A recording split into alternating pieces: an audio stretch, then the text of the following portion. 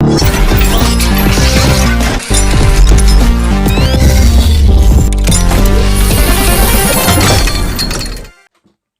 has been an interesting transfer 2023-2024 summer. Um, so today is literally the last day for the major European transfer window, and deadline day is beckoning on us. We discuss all the favorite transfers that's gone throughout the summer, and then of course the deals that are yet to happen, the deals that are hanged for certain reasons. We go through them tactically. Welcome. This is Fiifi-Manfred, Fiifi-Manfred on YouTube. It is the deadline day special with me on Fiifi-Manfred counterpress. So thank you very much for joining us, guys. Like you always do, do well to like, subscribe, and share. Do well to like, subscribe, turn on the notification button. Most importantly, turn on all. Only 25% of our subscribers do watch our videos consistently. So hence, it means that our notifications are not on. So do want to turn on notification buttons. Do want to turn on notification buttons and turn on all. Choose all in the notification button. My name again is Fiifi-Manfred. This is the counter press and the deadline day special. So I have in front of me a very, very big dossier. In this dossier, every transfer that has yet to happen, every transfer that has happened, and we are going to talk about it. But essentially, I think that first of all, I should talk about my biggest and big hits for this transfer. I think two teams have done fantastic jobs. The job that Paris Saint-Germain have done this transfer window has been brilliant. Brilliant transfer that they've done. Most importantly is being able to keep Kylian Mbappe happy, and the fact that they are discussing some form of a contract extension.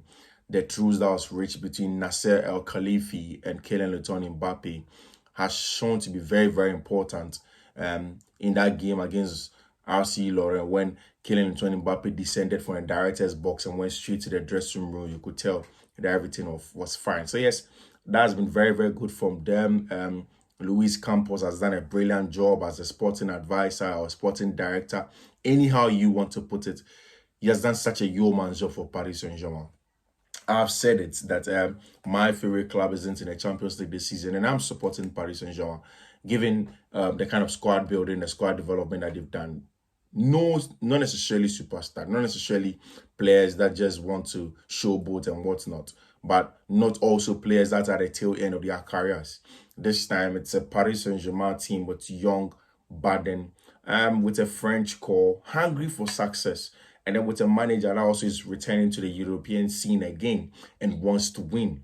So Luis Enrique, after his stint with the Spanish national team, away with them, hasn't really been at the helm of a club football. This time, it's a big opportunity for Luis Enrique to launch his career at a career level. Yes, he tried his best with the Spanish La Roja, but essentially he wants to win after Barcelona, because from Roma and then Barcelona, he hasn't really won again, and it's time to relaunch his career. He's a hungry manager.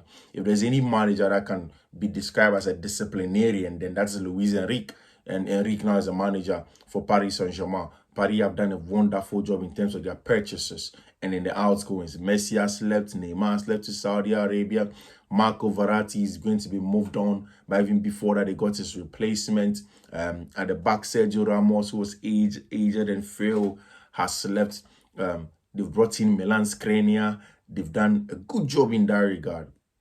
The only maybe department of the team where they've not augmented is their goalkeeping department, which is fine. Gianluigi Donnarumma may not be your best ball-playing goalkeeper, but he's a good goalkeeper essentially, and you give him some credit for that. So if you look at the team, Milan Skriniar, Marquinhos, Nuno Mendes is still in the team. They've brought in Fernandez. They have Ashraf Hakimi. The middle of the pack, there's Manuel Ugarte. There's Vitinha. Vitinha and Ugarte. Brilliant scouting jobs were done on them to bring them from Portugal. And I've said it several times that if Luis Ocampo is in anybody's camp in trying to get any player from Portugal, then already you are up there by 5 of 10 points, even in that regard. So yes, Paris Saint-Germain getting these two brilliant midfielders, Manuel Ugarte and then Vitinha, has proven to be very, very important in that regard.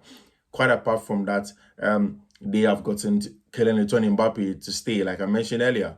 Apart from that, also you look at the job that they've done. Ousmane Dembele, big opportunity for them to get a Frenchman from Barcelona to replace, not necessarily replace Neymar, but of course to replace Neymar.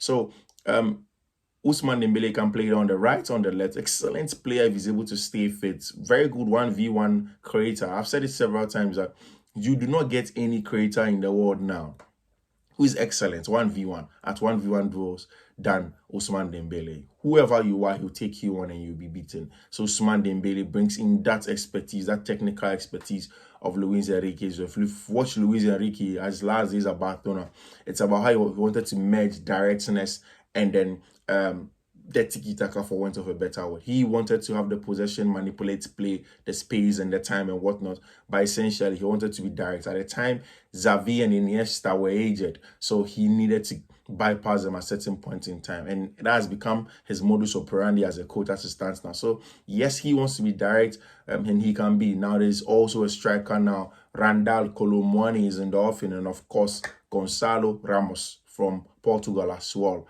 as with Paris Saint-Germain. What a job. What a job Paris Saint-Germain have done. What a job that they have done. Of course, you make mention of clubs like Chelsea Football Club, the kind of purchase they've done. I think that essentially a lot of people think that Chelsea are just stockpiling on players. That's not it. So Chelsea are being bidded 120 million, 150 million for 21-year-olds, 19-year-olds. If you look at somebody like Caicedo and Enzo Fernandez, these are generational talent. Now, Chelsea knows that it is only right that they stockpile on some of the best talent in the world now. So that in the next 2 or 3 transfer windows, they don't go back buying just anybody. If they go back into the transfer market, then they would be buying absolute superstars, absolute players, absolute movers of any club at all, and players that walk straight into their team. So it's the reason why they are doing all the purchases now. So if you look at yesterday, Gabriel Mascardo, that Chelsea are trying to get from Corinthians. Once Chelsea gets Mascardo, it's a done deal. If you have a midfield of Leslie Gochukwu, who is a backup, Andre Santos on loan, Romeo Lavia, Moises Caicedo, Conor Gallagher, Gabriel Mascardo, all of these midfield players, if you have them, Kani Chukwuemeka and Kunku, all of these players, especially in the first phase, Enzo Fernandez. It's a brilliant work that Chelsea want to do. And once they get Mascardo, for me, it's going to be the first time that I thought rather I see a young player being bought and I'm like, boy, this is... Because I've watched Mascardo, Gabriel Mascardo, and he's brilliant. He's a brilliant shot by our standards in receiving of the ball. It's the comfortability at which he receives the ball. You see, that's the most important phase or part of the first phase of build-up. When you have a DM, that comfortable opens up, even under pressure. Lavia has that as well, but he has more physicality to his game, and of course also leggy to carry the ball forward, and that's exactly why Chelsea wants to get him down. 25 million. Corinthians say it's not enough. They want more from Chelsea. I'm very, very certain that Chelsea will do a deal from Gabriel Mascardo. I like the way Chelsea are getting all the Brazilian young boys, superstars straight up from Brazil. And to put them together, they form a team. I hear he's not going to join Chelsea this summer. He's going to probably be there till next summer, which is good. A good move from them. My biggest issue in terms of transfer this summer has been the story of Joao Felix. Joao Felix, so if you have followed me, I've mentioned several times that when Frank James Lampard was leaving Chelsea, he left a dossier, more like a handing over notes to whoever the next Chelsea manager was going to be. In that dossier, it was verbatim that Chelsea, one, needs a holding midfield, a natural DM, a game breaker, somebody that breaks the game from the opposition and wins the ball back. Two, again, that Chelsea had to let go of some players that were on loan, that were not good enough at all. The reports that Mauricio Pochettino received on Joao Felix wasn't the best. According to Frank Lampard's dossier at the time, he is not a player that adds to the team's defensive contributions, although he's not too exceptional also in the attacking bit of the game. And everybody that watched Chelsea when Joao Felix came was clear that really he didn't add too much to Chelsea's defensive contribution, and his attacking contribution, yes, was also limited at some point in time. And then you need a player like that to help a team. So Chelsea says no, they signed off of him. And it was in this summer that he did that interview, that famous interview where his words were simple and says, Barcelona has always been my first choice, love to join. That he wants to join Barcelona. I mean, you're under contract with Atletico de Madrid and you're already caught in Barcelona. Not so good. Something that players should be doing. Also, he said there was a dream as a kid to join Barcelona, and finally he said if it happens, it's going to be a dream come true. So Barca are working tirelessly around the clock to get Joao Felix. Yes, Barca, FFP, and all the financial situations around them. The deal for Joao Cancelo hasn't really gone through finally because they could not buy him outrightly for Manchester City because of lack of funds and the insolvency of Barcelona, the redevelopment of the camp now. Now it is possible that same will be for Joao Felix also because really they've not been able to get a deal done for him, and Joao Felix is still waiting for Barcelona. In their last game that Atletico Madrid played, they walloped Real Valladolid, and of course Joao Felix didn't get a sniff at it in that regard. Another player that really was a mere mark for the top, was supposed to be a star boy, a big player, was Hudson-Odoi. You see, the story of Hudson-Odoi is a little bit unfortunate and sad.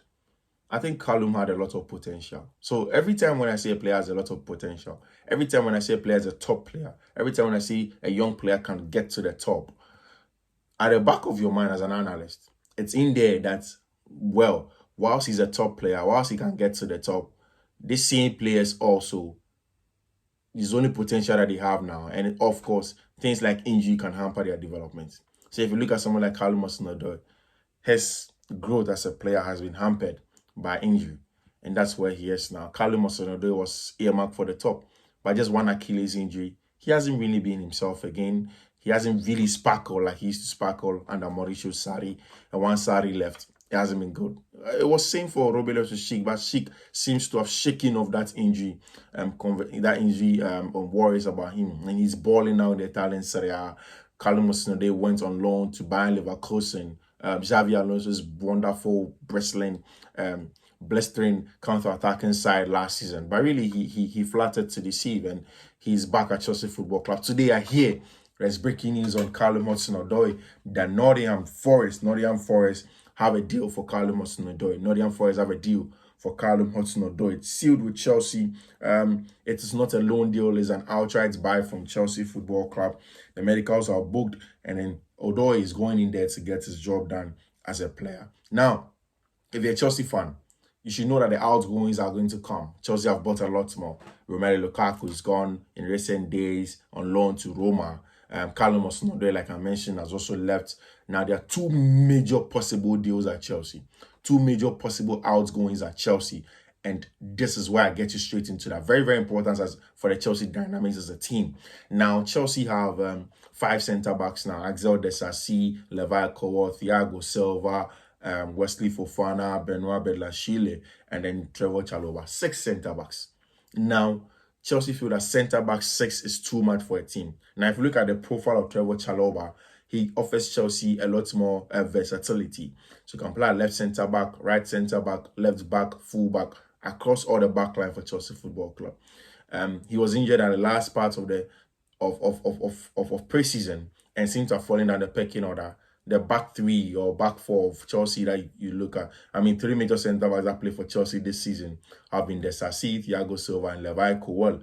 And with all of them fit, it's as if Trevor Chalobah is not going to get a lot of game time. But you remember, his breakthrough season was under Thomas Tuchel when he went away to play on loan in the French League and he came back.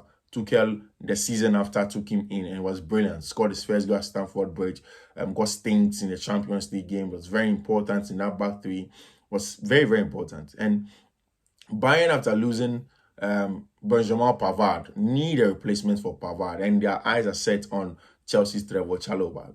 By all means, they would want to do a deal for Pavard because essentially you need a player as versatile as Pavard. Pavard also could do that. So can play as an outside centre-back in the back 3, can play as a proper centre-back, can play as a full-back also. And that's exactly what they need Trevor Chalobah. Now, first of all, Bayern did bring a first over to Chelsea for a loan. Chelsea wanted an outright buy for Trevor Chalobah, 45 million I heard. They wanted a buyback clause from them also, 85 million after 2 years. They would want it to be possible to buy Trevor Chalobah back. And then, of course, they also put in there that they wanted to make sure that the player will also have a first refusal for them, or maybe an onward sale of about 10%. So Chelsea sort of wanted to control the sale of Trevor Chalobah. Bayern and Chelsea really do not arrive at a conclusion. That deal is still hanging and they are trying to find a conclusion. It is not off. It is not off. Bayern are trying to negotiate with Chelsea for a dry loan for Trevor Chalobah to go away and meet his favorite friend, Thomas Tuchel. And now, another important one is the conversation of Conor Gallagher. Conor Gallagher. Conor Gallagher. Conor has been blowing hot and cold for the better part of his career. But last season, I wasn't impressed about Conor. He was too jittery like Marco Correa. Constantly moving when he's not supposed to move. It was something that wasn't exciting to see for a midfielder. But oh boy, under Mauricio Pochettino, he has been a brilliant player. I saw him in preseason. Brilliant at receiving at the first phase, brilliant receiving in the second phase, even playing at the top. He was so comfortable on the ball. Conor wasn't this comfortable on the ball. He just used to be an aggressive runner, relentless runner, tireless player, constantly going into duels. Very important for the team for all the bullshit. But essentially on the ball, he wasn't really exciting. But then seriously, Conor Gallagher since preseason has been fantastic for the team. And I hear Tottenham Hotspur are preparing to push for Conor Gallagher. For a player that has improved. The last time his pass accuracy was around 90-something% for 3 games. And the volumes were also a lot more as well. You know, sometimes when we talk about accuracy, you can play just 3 passes and pass and get 2 over 3. That's good. But essentially, there are a lot of volume for Conor Gallagher's what's the name? His passes, and he gets that as well. So it's a very, very good one for Conor Gallagher. And then you are excited that he has the numbers that he's getting. Tottenham Hotspur are coming in to try and get him away to their club. But essentially, I'm saying that if Chelsea are going to get big fee for him, say 60, 70 million for Conor Gallagher, great. He can move on. But if not, I think that Conor Gallagher should be kept in there in that fold. Leslie Ogochukwu, Conor Gallagher, Lavia, Caicedo, Enzo Fernandez. A wonderful call for that midfield depth. And they're all very young, compete constantly, and probably get results for the team. So, yeah, that's the way Conor Gallagher in that regard. Yes, so by way of updates also, Yannick Ferreira Carrasco. Remember the story of Carrasco? It's straight to Saudi Arabia, Al Shabab in the Saudi Arabian League. They've agreed a deal with Atletico de Madrid. It's a good one for Yannick Ferreira. Carrasco, the Belgian international. Also, Qatari side Al Duhali have signed what's his name? Philippe Coutinho from Aston Villa. Sergio Reguilon, Manchester United needed a fullback. The conversation was with Marco Correa. Manchester United wanted to control that transfer and have a possibility of terminating the deal in January. Chelsea said, no, you can't have the player and terminate him in January because if you sell him if you get him like that, Chelsea can't transfer him to another club in January. So either you keep him fully throughout the season or we don't do the deal at all. The deal is off. Correa to Manchester United is off. And then Manchester United are turning straight their attention to Serge Reguilon from Tottenham Hotspur.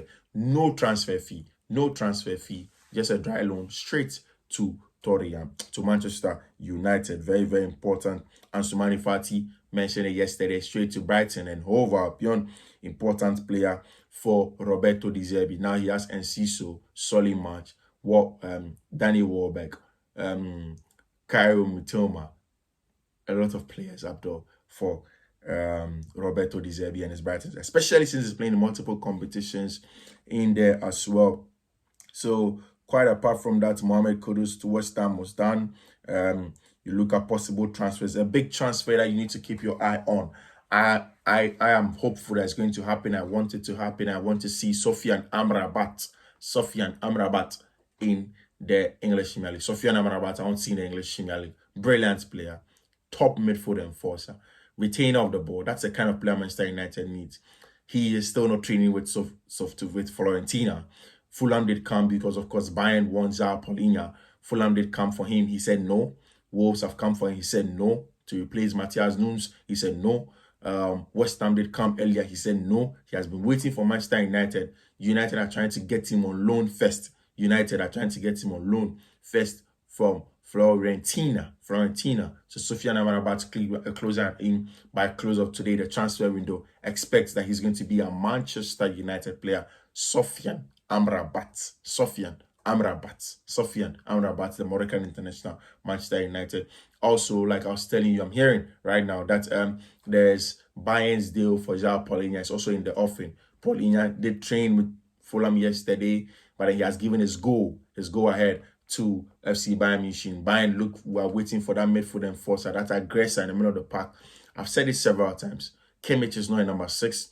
Said it again that Leon Goretzka is just a box-to-box midfielder. It doesn't really give you that combativeness in the middle of the park.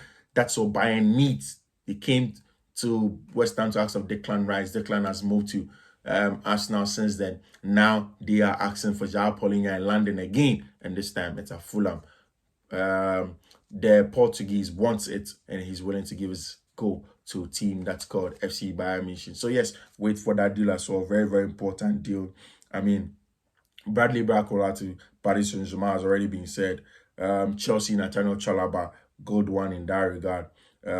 Marco Verratti to RB. Marco Verratti has been RB. And when I mentioned Paris Saint-Germain, I mentioned that whilst they've done a good job in the incomings, the jobs that they've done in the outgoings has also been good. Brilliant player, Marco Verratti, beautiful profile of a player. But then he has to be moved on to Saudi Arabia because they need money. So the details have been sorted out. Marco Verratti is going straight to RRB in the Saudi League. Sergio Reguilon, my man Timoe Bakayoko is going back to French League in that regard. Paulinho is waiting. Fulham want to do a deal with Spurs and then get Højbjerg in return. But then the player wants a team that's called FC Bayern Munich in that regard. Yesterday, Nasser Al-Khelaifi said something about Randall Colomwani did, and that's exactly what he said. He said, yes, we are interested, but are still far away from agreement with Frankfurt, told Canal Sports. Al-Khelaifi on it in the next few hours, and Frankfurt are going to release Randall Colomwani. And as I said earlier, but it's in the off-in. It's in the off-in. Liverpool have gone for Ryan Gravenberch. Mbappe, yesterday also, Khelaifi said something very exciting for all Paris Saint-Germain supporters. He says, we have had a very good discussion with Kylian. He's a magnificent player, the boy. As a person, as a good professional, told RMC. We have had discussions with the rest of his family. A new deal. I don't want to talk about that. He opined Mbappe is a Paris Saint-Germain player now. So, yeah, all the transfer conversation here, Fiifi-Manfred. This is the first bit of the day. We'll give you an update later. So, yes, this is Fiifi-Manfred transfer deadline day conversation. You have it here. Best. I'll see you in the next few hours of the transfer conversation.